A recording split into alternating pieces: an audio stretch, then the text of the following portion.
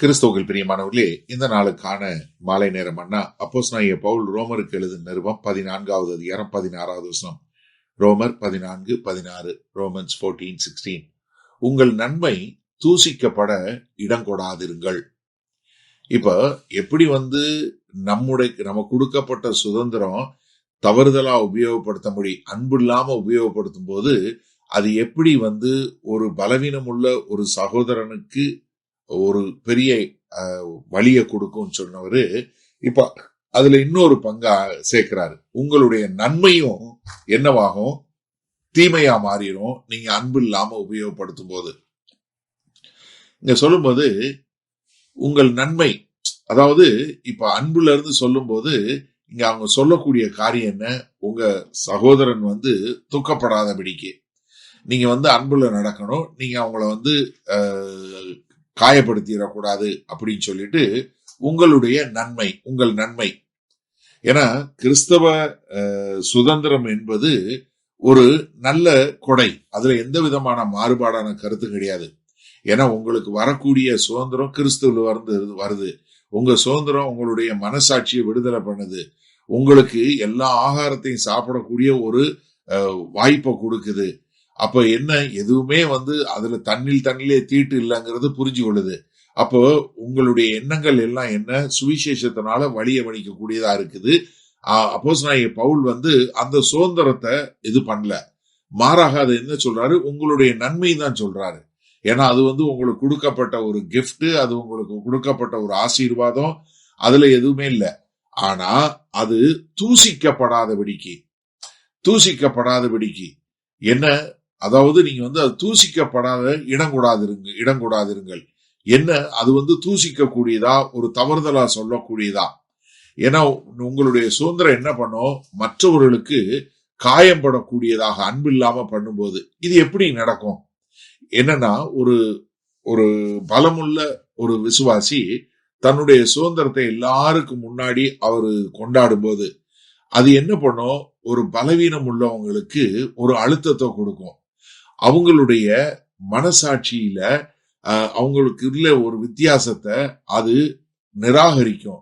அது மாத்திரமல்ல, இது எல்லாவற்றை காட்டிலும், என்னுடைய உறவை காட்டிலும் நான் அதுல மேலானவன் என்று சொல்லக்கூடிய ஒரு காரியம். அப்ப நீங்க என்ன பண்ண, ஒரு பலமுள்ளவன் என்ன பண்ணுவான், அவன் தனக்கு கொடுக்கப்பட்ட சுதந்திரத்தின் மேல அதிக மதிப்பை கொடுத்து அன்பை குறைக்கக்கூடியவனா மாறிடுவான். அப்படி மாறும்போது என்னாகும், கொடுக்கப்பட்ட நல்ல கிருபை வரமோ என்னவா மாறிடும், அதுல வரக்கூடிய ஒரு சுதந்திரம் ஒரு தடைக்கல்லா போயிரும், ஒரு துக்கத்தை கொடுக்கக்கூடியதாயிரும். அது ஒரு ஒற்றுமையில ஒரு வேற்றுமையை கொண்டு வந்துரும். அது என்ன பண்ணிரும், ஆவிக்குரிய ஒரு ஒற்றுமையில ஒரு காயத்தை கொண்டு வந்துரும். அப்ப சுதந்திரம் என்னவா மாறிடும், ஒரு பொல்லாததாக மாறிவிடும். சரி, இதனால இந்த வசனத்தை நம்ம எப்படி எடுத்துக்கொள்வது? அப்போஸ்தலனாகிய பவுல் ஒரு போதகரை போல இங்க அவர் என்ன பண்றாரு, எப்படி ஒரு பலம் உள்ளவங்க பலவீனம் உள்ளவங்களை எப்படி பாதுகாக்க வேண்டும் என்று சொல்லக்கூடியதாக. ஏன்னா இங்க அவர் சொல்லும் போது அந்த ஒரு பலவீனம் உள்ளவங்களுடைய மனசாட்சி ரொம்ப முக்கியம், அதே சமயத்துல ஒரு பலம் உள்ளவங்களுடைய சுதந்திரமும் முக்கியம். இந்த ரெண்டும் எதிர்மறையானது, ஆனா அதை எப்படி ரெண்டையும் கையாள வேண்டும் என்று சொல்லக்கூடியதாக. ஏன்னா இதனால என்ன இருக்கு, சுவிசேஷத்தினுடைய தன்மை வெளியே இருக்கு, சபையினுடைய ஒற்றுமை இருக்குது. நம்ம சபை வெளியே சமுதாயத்துல ஒரு சாட்சியாக இருக்கக்கூடியதாக இருக்க வேண்டும். அப்ப இதை சரியான முறையில கையாளக்கூடியதாக இருக்க வேண்டும் என்று சொல்லக்கூடியதாக. அப்ப இங்க நம்ம இந்த நாள்ல நம்ம பார்க்கும்போது நமக்கு என்ன, உங்களுக்கு இருக்கக்கூடிய சுதந்திரம் மற்றவர்களை காயப்படுத்துகிறதா, இல்ல மற்றவர்களை என்ன பண்ணுது, மற்றவர்களை நீங்க பாதுகாக்கக்கூடியதா இருக்கிறதா? ஏன்னா இதை நல்லா தெரிஞ்சு கொள்ளுங்க. இன்னைக்கு நிறைய பேருக்கு அன்னை நம்ம இது சாப்பிடலாமா அது சாப்பிடலாமான்னு சொல்லக்கூடிய ஒரு கேள்வி உண்டு. ஏன்னா அப்போஸ்தலனாகிய பவுல்கிட்ட கொரிந்து சபையில அவங்களும் அதே கேள்விதான் கேட்கிறாங்க.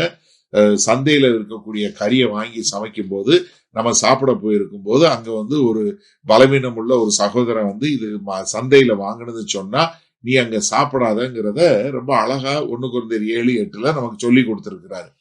இப்ப அதே மாதிரி இங்க நம்ம வாழ்க்கையில நடைமுறையில் இன்றைக்கு சபையில நம்ம ஒருத்தவங்க ஒரு சில நேரத்துல ஒரு சில ஆகாரத்தை சாப்பிடாம இருக்கும்போது நீங்க அன்புனால அவங்கள வழி நடத்துறீங்களா, இல்ல அவர்களை ஏளனம் செய்யக்கூடியதாக, இல்ல அவர்களுடைய அவங்களுடைய மனசாட்சியில காயப்படக்கூடியதா இருக்கிறதா?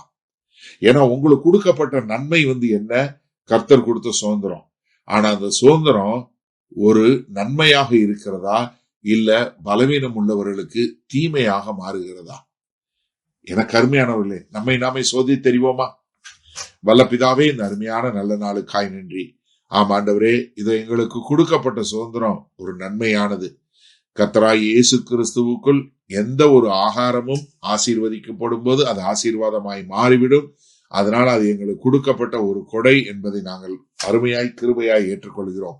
ஆனால் அதே நேரத்துல ஆண்டவரே, நாங்கள் அந்த சுதந்திரம் மற்றவர்களுக்கு ஒரு தீமையாய் மாறாதபடி நாங்கள் சரியான முறையில் அதை கையாள எங்களுக்கு ஞானத்தை கொடுக்க வேண்டுமாய் இயேசு கிறிஸ்துவின் மூலம் ஜெபிக்கிறோம் வல்ல பிதாவே, ஆமென்.